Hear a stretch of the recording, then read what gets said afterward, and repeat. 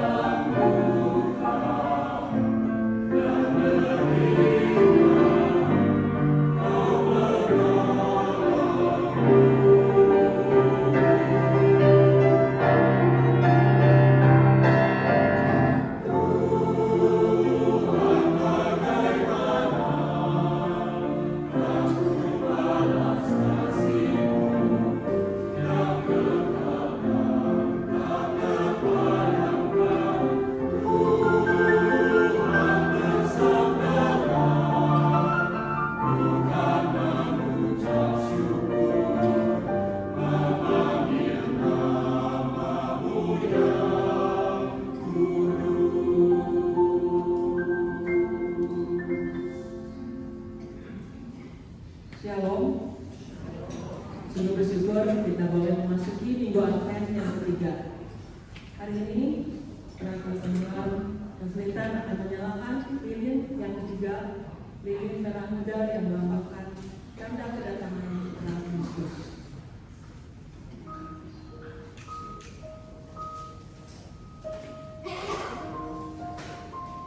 Tuhan yang kita sembah adalah Tuhan yang memberikan pengharapan di tengah keraguan. Seperti yang firman Tuhan katakan di dalam Yesaya 42 ayat 16. Aku mau memimpin orang-orang buta di jalan yang tidak mereka kenal dan mau membawa mereka berjalan di jalan-jalan yang tidak mereka kenal. Aku mau membuat kegelapan kehidupan mereka menjadi terang dan tanah yang berembuk-embuk menjadi tanah yang rata. Itulah hal-hal yang hendak kulakukan kepada mereka yang pasti akan kulaksanakan. Mari kita menyembah Tuhan yang telah datang di malam Natal untuk menemani hidup kita dan memberi pengharapan bagi kita semua. Mari kita sama-sama bangkit berdiri dan dengan penuh sukacita kita nyanyikan lagu Hai Malaikat dari Surga dan kita disambung dengan Hai Mari Bagimu. Thank you.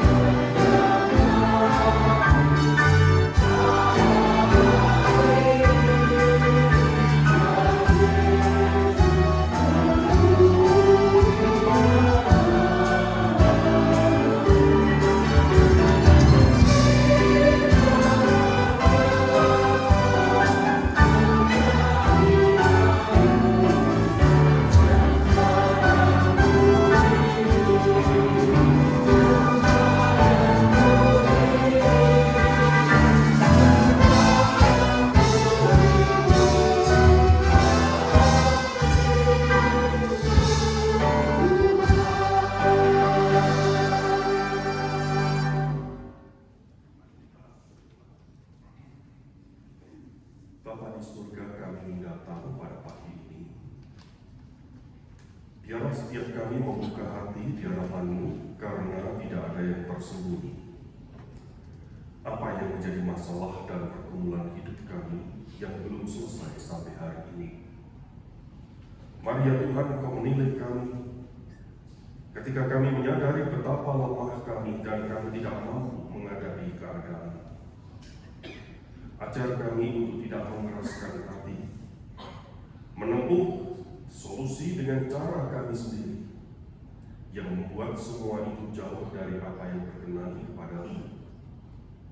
Ampuni kami jika hari ini kami dapatkan diri kami sudah jauh dari damai sejahtera, sudah jauh dari sukacita sejati itu.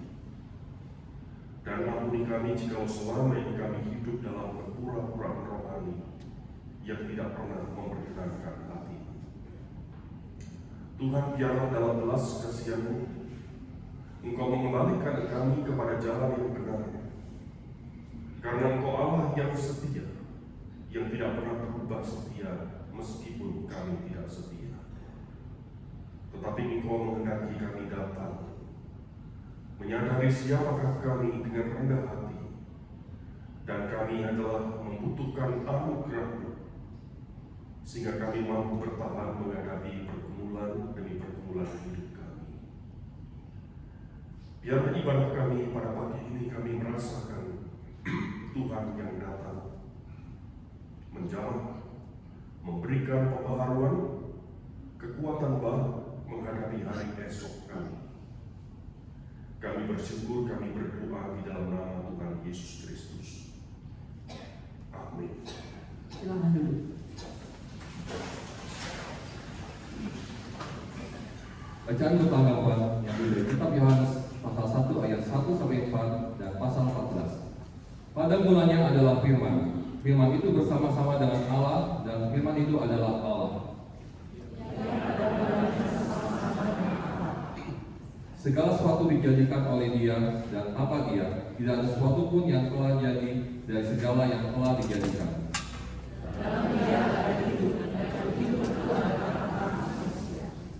Firman itu telah menjadi manusia dan Dia yang telah kita, dan kita telah melihat kemuliaannya, yaitu kemuliaan yang diberikan padanya sebagai anak tunggal Bapa, penuh kasih karunia dan kebenaran. Tuhan Yesus Kristus telah datang di bawah takal dan memberikan kita terang hidup. Tapi terang itu hanya akan ada di hati setiap orang yang mau menerima Yesus di hatinya. Sudahkah Yesus lahir di hati kita? Biarlah Tuhan boleh lahir di hati kita dan menerangi hidup kita. Hallelujah.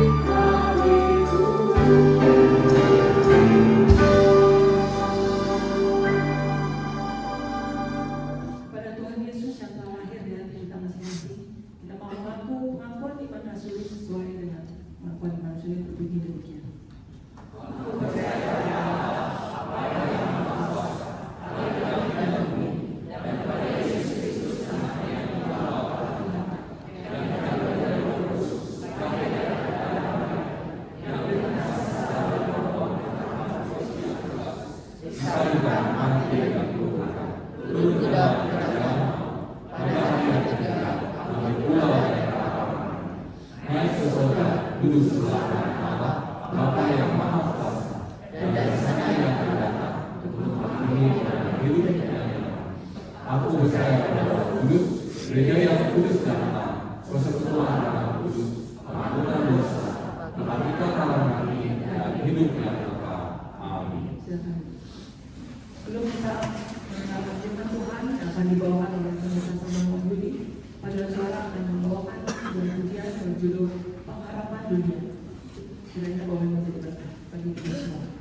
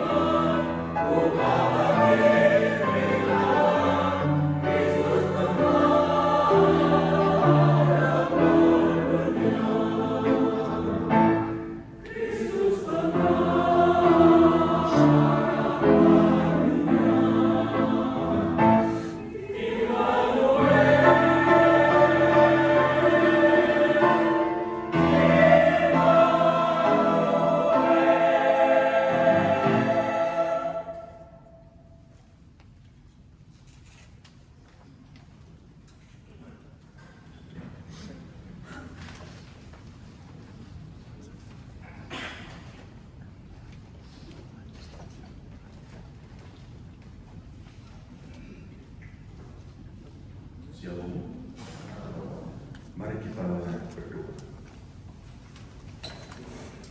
Tuhan berkati akan waktu kami ketika kami belajar firman-Mu.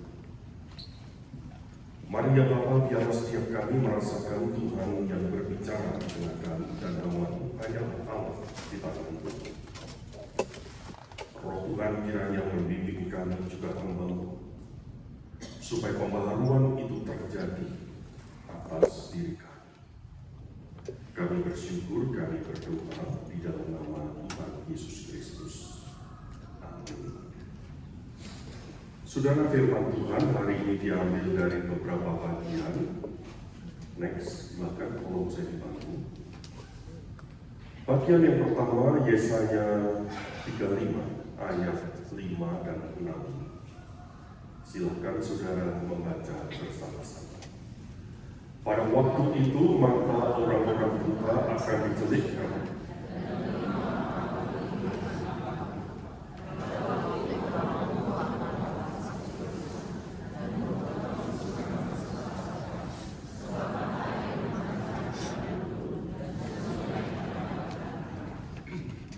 tanah pasir yang hangat akan menjadi kolam, dan tanah kersang menjadi sumber-sumber air.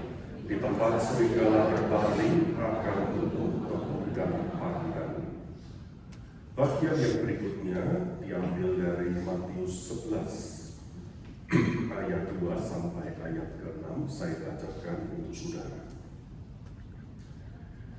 Di dalam penjara Yohanes mendengar tentang pekerjaan Kristus, lalu menyuruh murid-muridnya bertanya kepadanya, "Engkaukah yang akan datang itu, atau haruskah kami menantikan orang lain?" Yesus menjawab mereka, "Pergilah dan katakanlah kepada Yohanes," ini yang dimaksud Yohanes Pembaptis, bukan Yohanes Marsono, "apa yang kamu dengar dan apa yang kamu lihat. Orang buta melihat, orang lumpuh berjalan, orang kusta menjadi tahir, orang tuli mendengar, orang mati dibangkitkan, dan kepada orang miskin diberitakan kabar baik." Ayat ke-6 kita baca bersama. "Dan berbahagialah orang yang tidak menjadi kecewa dan menolak." Sampai demikian firman Tuhan yang kita dengar. Berbahagialah saudara dan saya yang melakukannya. Saudara, mengapa kita itu bisa meragukan akan kebaikan Tuhan? Karena kenyataan hidup yang kita hadapi itu sangat sedikit yang selaras dengan harapan kita. Mimpi saudara, cita-cita saudara, berapa persen yang menjadi kenyataan? Kita semua sedang menghadapi kenyataan yang sulit. Siapapun diri kita, apapun bentuk kenyataan itu. Banyak orang berharap ketika anaknya masih kecil, masih amit-amit, masih imut-imut, ternyata malah jadi amit-amit. Banyak orang berharap keluarga yang dijalani begitu bahagia selama-lamanya, seperti kisah Cinderella. Tapi ternyata kenyataan hidup itu jauh dari itu semua. Kita berharap semuanya baik, tetapi ternyata jauh dari apa yang disebut baik menurut diri kita, dan membuat kita bertanya, Tuhan, masihkah Engkau baik kepada kami? Saudara, kita coba analisa apa yang sebetulnya sedang terjadi. Ketika kita belajar tentang Allah itu baik, entah mendengar khotbah atau menyanyikan Allah itu baik sebab Tuhan itu baik, semua itu adalah level anak tangga yang paling dasar yang disebut knowledge, pengetahuan. Oh, Tuhan itu baik. Tapi ketika kita belajar, ternyata tidak cukup hanya teori. Apa yang terjadi dalam hidup kita, kita mulai bertanya, benarkah Tuhan baik? Maka itu disebut tahap dikotomi, atau awal dari suatu pergumulan hidup. Sampai berapa lama kita hidup dalam dikotomi? dipenuhi pergumulan keraguan dalam kehidupan kita. Ketika seseorang bisa melewati itu, maka memasuki tahap yang ketiga, komitmen, tekad. Meskipun hidup ini sukar, banyak hal yang aku tidak mengerti, tetapi aku tetap percaya Tuhan itu baik. Beberapa waktu yang lalu seorang rekan hamba Tuhan yang lebih senior dari saya, Pendeta Agus Suryanto, yang melayani di GKI Perguruan Bunda Surabaya, dipanggil Tuhan oleh Tuhan. Dan ternyata sebelum Tuhan memanggilnya, dia merekam pesan kepada jemaat dan itu disebarkan. Pendeta Agus Suryanto mengutip, Tuhan adalah gembalaku, takkan kekurangan aku. Disebutkan dalam bahasa Ibrani, Yehovah Rohi Lo Esai. Tuhan gembalaku, takkan kekurangan aku. Kemudian dia jelaskan sedikit apa arti tak kekurangan. Dia katakan Tuhan memberi lebih daripada cukup. Pendeta Agus bukan orang yang kaya raya, tetapi dia tidak kekurangan. Dia melalui suka duka hidup ini dan termasuk sakit pada ujung hidupnya yang sangat membuat dia menderita. Dia katakan Tuhan tak kekurangan, tak membiarkan aku kekurangan, karena Tuhan gembalaku. Ini yang disebut komitmen. Saudara, dikotomi dalam kehidupan ini bisa terjadi kepada siapapun juga. Termasuk kepada seorang yang bernama Yohanes Pembaptis. Yohanes Pembaptis tentu belajar banyak konteks perjanjian lama. Bagaimana Mesias itu dinantikan. Bagaimana Mesias itu akan menyatakan keadilan Allah, membebaskan Israel, memulihkan kembali Yerusalem, dan bait Tuhan itu dikembalikan selamanya. Lalu dalam sejarah dicatat, kelahiran Kristus sudah dinyatakan, dan Yesus berkarya. Maka Yohanes mengharapkan apa yang menjadi pemikirannya itu menjadi kenyataan. Tapi ternyata belum terjadi. Herodes tidak dihukum dan makin kejam. Israel masih belum bebas. Penghakiman Allah belum terjadi. Dan ternyata Yesus Kristus memberikan suatu paradigma yang berbeda dengan yang dia pikirkan. Kasihlah musuhmu. Jika seterusmu lapar, beri dia makan. Jika engkau diajak jalan 1 mil, engkau jalan 2 mil. Sehingga ketika melihat kenyataan ini kok berbeda dengan apa yang dia pikirkan, maka Yohanes itu menyuruh murid-muridnya menemui Tuhan Yesus. Sebab Yohanes ada di mana? Sedang di balik tembok penjara untuk bertanya, engkaukah Mesias yang kami nantikan itu? Ataukah kami harus menantikan orang yang lain lagi? Maka jawaban Yesus itu sebetulnya merupakan apa yang tertulis dalam kitab Yesaya pasal 35 yang tadi kita baca. Ada tanda-tanda, orang lumpuh berjalan, orang buta melihat. Dan tulisan dalam kitab Yesaya itu rentang waktunya dengan zaman Tuhan Yesus Kristus itu kira-kira 720 tahun. Apa yang tertulis sedang digenapi.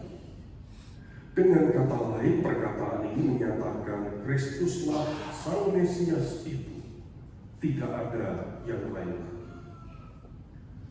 Saudara, di dalam bahasa Yunani itu dikatakan kata makarios, diartikan berbahagialah, menunjukkan orang yang diberkati oleh Tuhan. Berbahagia bagaimana? Untuk mereka yang tidak menjadi kecewa dan menolak aku.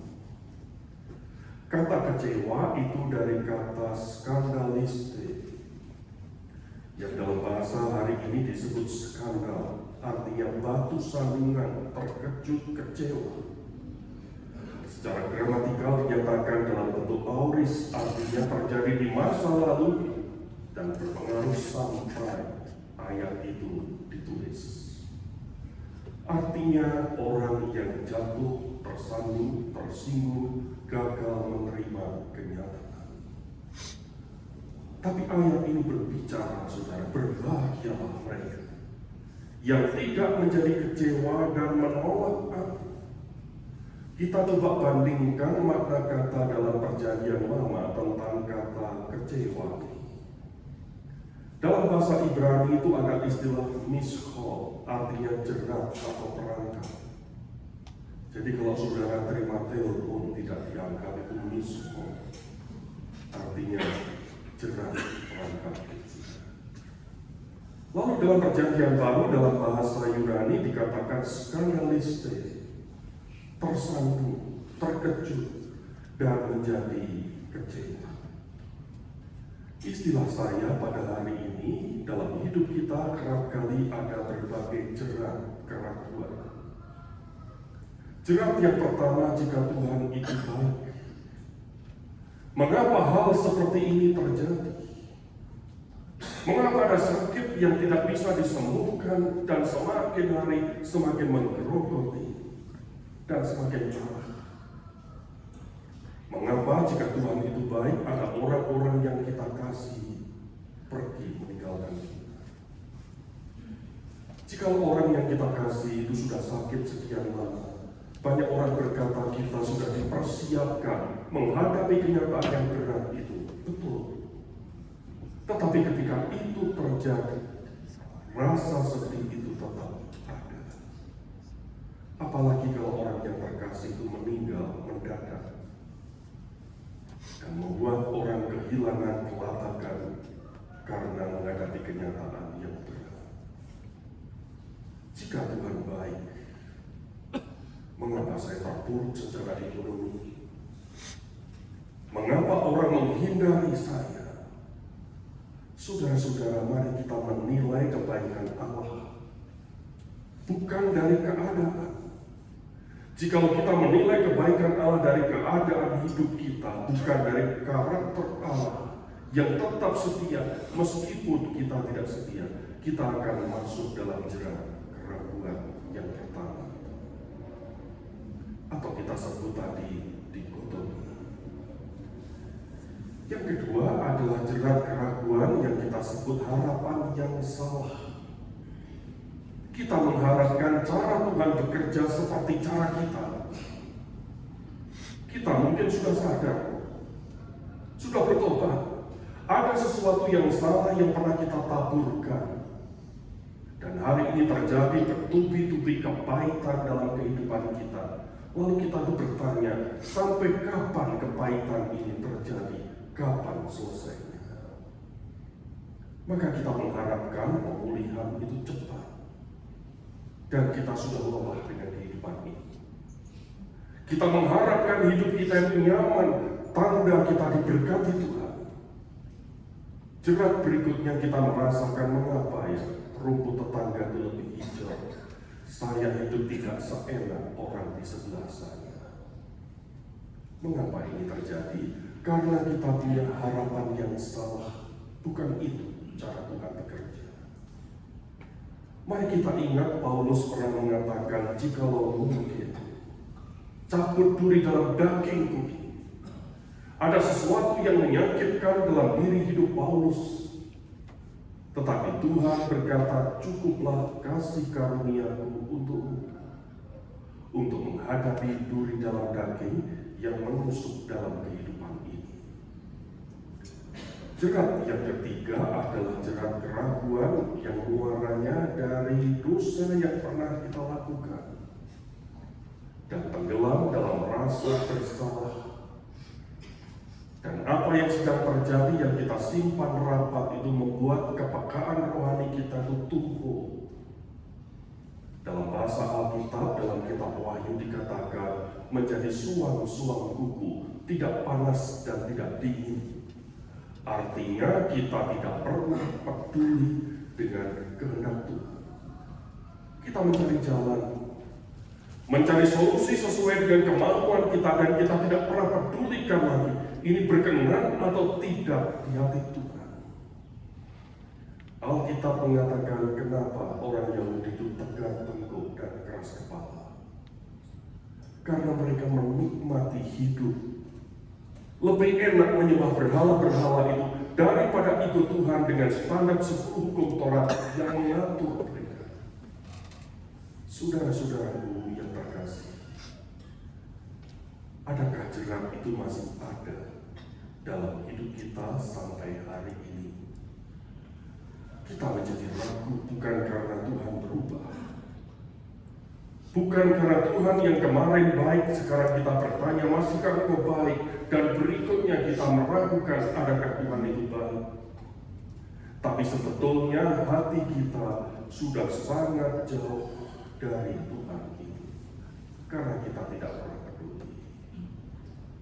Mengapa teguran keras kepada jemaat di Laodikia, engkau tidak panas, tidak dingin, engkau suam kuku, maka aku memuntahkan engkau dari hadapanku. Tetapi ayat berikutnya itu sungguh indah. Tengoklah, aku berdiri di depan pintu mengetuk, dan barang siapa membukakan, aku akan masuk ke dalamnya dan makan bersama dengan dia. Saudaraku, berapa dalam, berapa jauh kita jatuh, kita tidak peduli dengan Tuhan. Tetapi Allah yang setia itu tetap peduli, mengetuk pintu hati kita buka. Saudara, dari keraguan ini bagaimana bisa menjadi percaya? Ketika Yohanes berkata, engkaukah yang akan datang itu? Ataukah kami harus menantikan orang lain? Saudaraku, rencana Tuhan itu sulit dimengerti. Tetapi rencana Tuhan tidak pernah salah. Setingginya langit dan bumi, demikian juga jalanmu dan jalanku, karena firman Tuhan. Rencana Tuhan itu mengalir dan sedang digenapi ketika Yesus datang dan memberikan dirinya menjadi korban tak bercacat itu.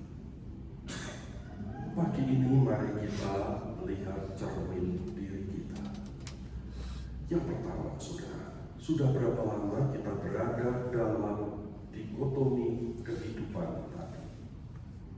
Kita tahu, tapi kita bertanya, dan jerat keraguan itu menghambat banyak hal dalam hidup kita, yang membuat kita lelah. Yang kedua, saudara, maukah saudara belajar rendah hati? Rendah hati itu artinya mengakui siapakah diri kita di hadapan Tuhan. Bukan tenggelam dalam menyalahkan orang lain, apalagi menyalahkan Tuhan. Mengapa Tuhan izinkan ini terjadi? Ini salahnya Tuhan. Yang sudah itu sudah. Bagaimana upaya kita melihat ke depan, memperbarui keadaan dengan belajar dari kenyataan akan hidup kita. Yang ketiga, maukah kita melangkah dengan komitmen atau tekad dengan pertolongan Tuhan sehari lepas sehari, sehingga mulailah timbullah pengharapan itu. Saudaraku yang terkasih dalam Tuhan Yesus Kristus, apa langkah konkret kita pagi ini? Yang pertama, kembali berpegang pada iman bahwa karakter Allah itu setia, bukan pada perasaan kita yang selalu berubah-ubah. Tetapi bagaimana ya, ada banyak hal yang tidak saya mengerti, ya. Tapi mari kita belajar melihat seperti yang Allah lihat. Bagaimana rencana Tuhan itu dinyatakan dalam diri kita, sehingga kita itu berdamai dengan diri kita, bukan mengalami konflik dengan diri kita yang bisa merusak segalanya. Saudara-saudara, dalam pelajaran, dalam perjalanan hidup ini ada banyak pelajaran yang saya dapatkan. Kalau jujur jujur saya katakan, saya lahir ketika masa kecil itu saya tidak tahu namanya apa, tapi saya ingat banyak hal yang tidak baik. Mama saya selalu menangis, mendidik saya begitu keras dengan hajaran dan disiplin yang tegas, bukan karena benci dengan saya, tapi karena sayang. Setiap malam itu saya diminta menghafalkan ayat Alkitab. Lalu besok pagi ditagih. Kalau tidak hafal, maka tangan saya itu dipukul. Pukulannya keras. Lalu saya pikirkan daripada setiap hari saya itu dipukul, maka sebelum mama bangun, saya harus bangun lebih dahulu. Saya baca ayat yang dibaca semalam. Alkitab itu saya simpan di bawah bantal saya. Jadi saya tidur beralaskan firman Tuhan. Sebelum mama bangun saya baca. Mama tagih saya langsung baca dan saya tidak dipukul. Maaf kata, ada ratusan bahkan ribuan ayat saya ingat sampai hari ini. Tetapi saat itu saya tidak mengerti kaitan ayat itu apa dengan saya. Dan untuk apa saya melakukan ini. Bahkan ketika masa remaja saya bersama papa, yang papa dan mama sudah tidak serumah, saya lebih suka situasi yang mengajarkan kepada saya Tuhan itu tidak ada. Saya benci dengan ajaran gereja. Saudara-saudara, singkat cerita, ketika SMP, kelompok orang-orang yang broken ini nampaknya dikumpulkan oleh pihak sekolah ketika sekolah mengadakan perayaan ulang tahun. Ceritanya itu ada lomba masak nasi goreng. Kelompok saya ini kelompok Bani Amon dan Moab, bangsa yang bukan pilihan. Daripada bikin gaduh, satu kelompok mengatasinya gampang. Saya ingat saudara, bagian saya ini hanya buat acar, bukan masak nasi. Maka saya siapkan ketinggi, juga garam, dan gula. Ketika hari ini tiba, ternyata gulanya itu tidak ada, hilang gulanya. Maka saya buat acar seadanya dengan ketimun, juga, dan garam tanpa gula. Saya mencium aromanya, saya sendiri tidak berani mencicipi. Saya berkata dalam hati, oh ini lomba nasi goreng, bukan acar. Maka tenang saya. Ketika semua selesai, saudara, kelompok yang lain itu bagus-bagus.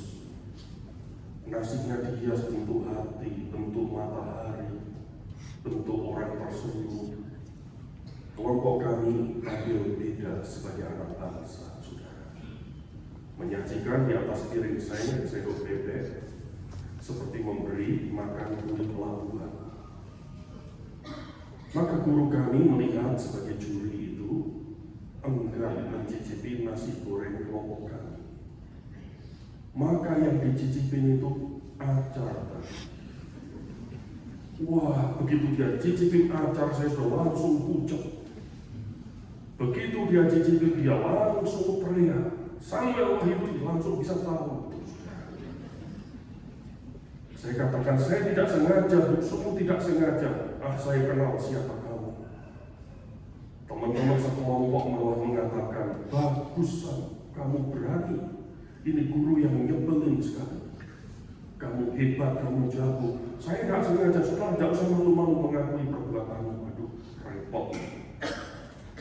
Saudara-saudara, cap itu melekat. Bukan saya tidak tahu apa yang baik, apa yang buruk saya tahu. Tapi melakukan apa yang baik itu seolah-olah saya tidak mampu. Dan betapa sulit saya menerima kenyataan yang terjadi. Tapi singkat cerita, saudara, Tuhan itu baik. Saya bisa bertobat menjadi orang Kristen, apalagi menjadi hamba Tuhan. Tidak pernah kepikir ketika saya masa kecil. ternyata di balik segala sesuatu yang terjadi, ketika saya belajar lagi, ada kebaikan Tuhan di balik berbagai kepahitan hidup itu, bukan? Izinkan saya berkata dengan segala kerendahan hati. Mengapa kalau saya itu khotbah bisa ingat ayat ini terkait ayat ini dan itu? Belajar dari mana?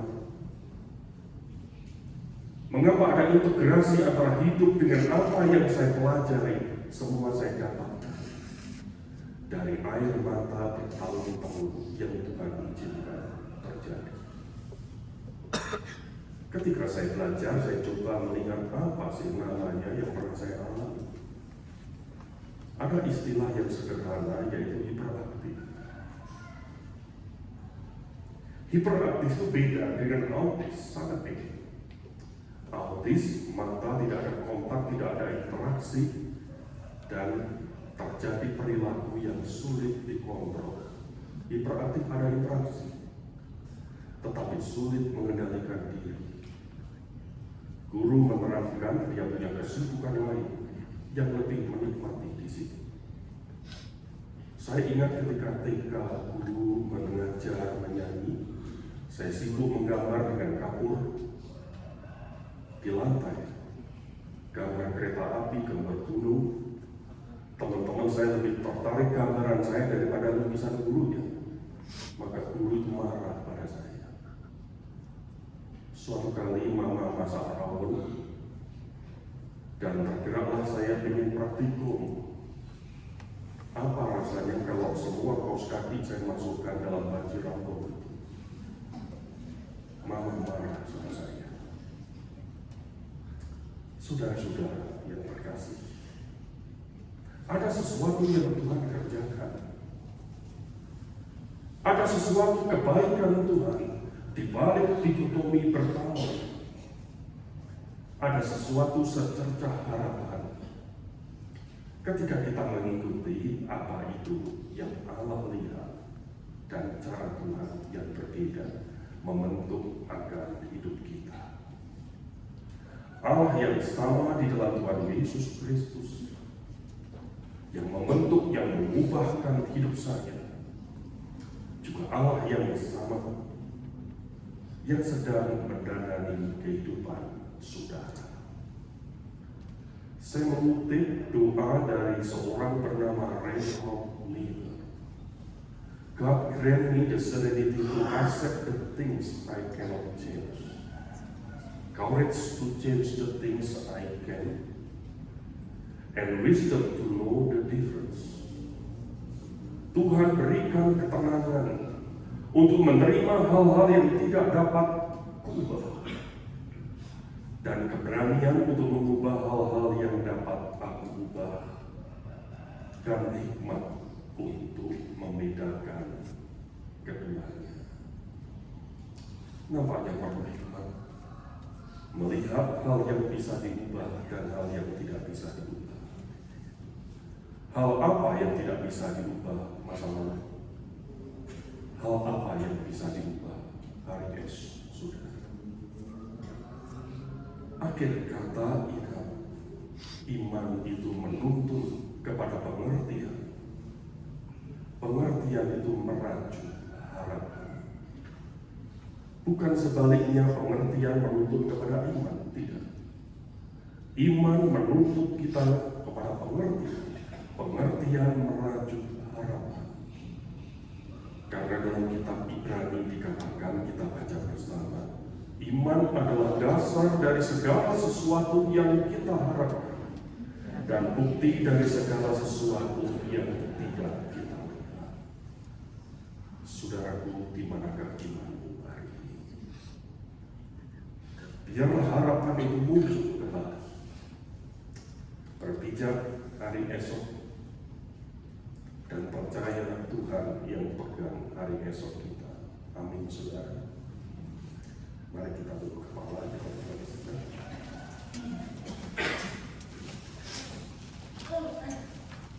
Engkau melihat setiap kami, ya Tuhan, dengan segala luka hidup kami dan keterpurukan kami. Dan kami yakin Engkau mengampuni kami yang keras hati, membuat kami seperti hari ini. Mari ya Tuhan, kembalikan kami kepada jalan-Mu, supaya muncul pengharapan itu dan menepis keraguan itu. Kita tenang sejenak, dan biar setiap saudara berkata, Tuhan ini aku, tolong aku yang lemah ini. Apa yang sedang saudara pergumulkan? Katakan, dan hanya Tuhan dan diri saudara yang tahu.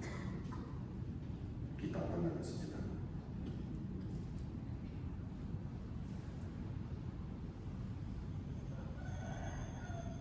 Ku tahu Tuhan pasti buka jalan.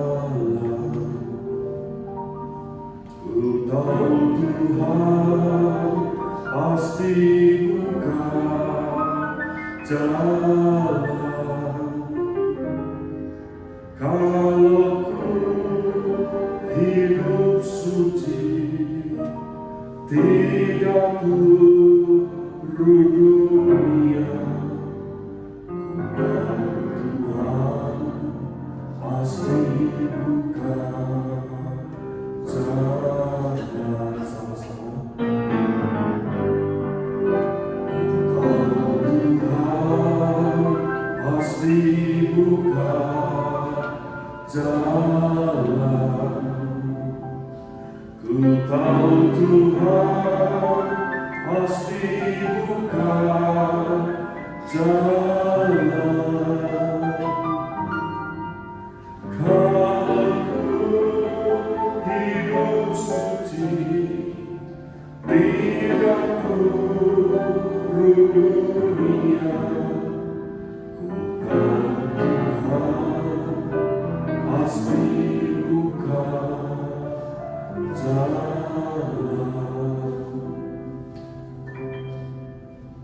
Mari Bapa surgawi, Engkau mendengar doa kami, harapan kami. Engkau buka jalan untuk segala pergumulan hidup yang sedang kami jalani. Dan biarlah belas kasihan menjamah kami yang letih lesu dan berbeban berat ini. Terima kasih untuk firman-Mu pada pagi ini. Kuatkan dan teguhkan kami dalam perjalanan hidup kami. Kami berdoa di dalam nama Tuhan Yesus Kristus, Juru Selamat kami. Amin. Tuhan memberkati saudara. Terima kasih kepada Adik Isaac yang sudah menyatakan kebenaran firman Tuhan. Merespon firman Tuhan, kita akan memberikan persembahan. Hari ini ada satu kantong persembahan, dan Bapak Ibu Saudara juga boleh memberikan persembahan Natal yang sudah dipersiapkan.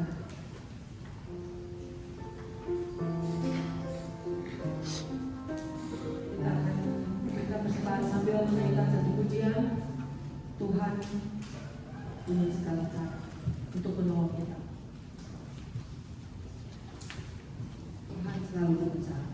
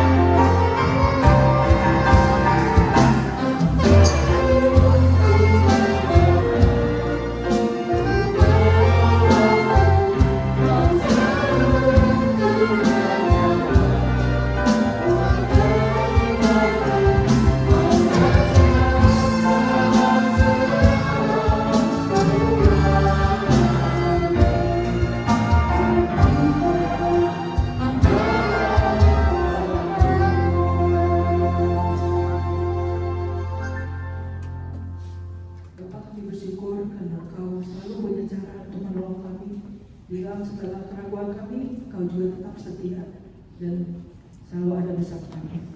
Kami juga bersyukur untuk pemeliharaan Tuhan dalam hidup kami. Dan kalau kami boleh memberikan persembahan, itu pun adalah anugerah dan semata.